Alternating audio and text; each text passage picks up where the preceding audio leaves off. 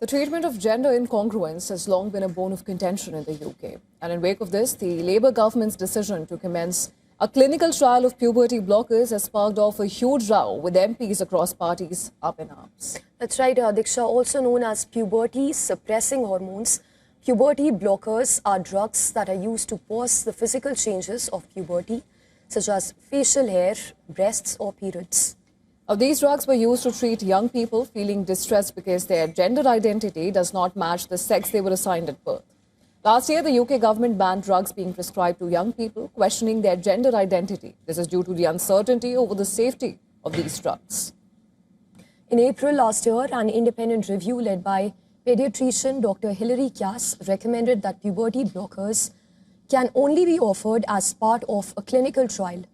The clinical trials will kick off in January next year and will involve close to 250 children and this who are under the age of 16 and are undergoing puberty. They will undergo intensive medical and psychological screening before having to take puberty blockers.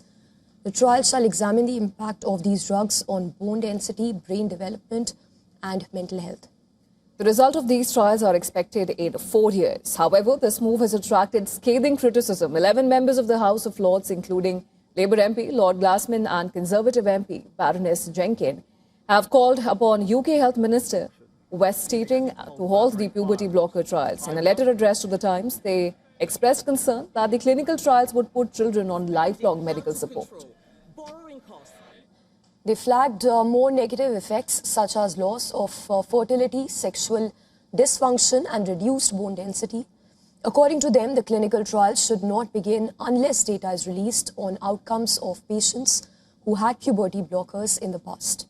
Well, barely a week ago, the UK Health Minister had refused to stop the puberty blocker trial from going ahead, conceding that he was personally uncomfortable about these drugs. Streeting asserted that many young people perceived a ban on puberty blockers to be harmful to them.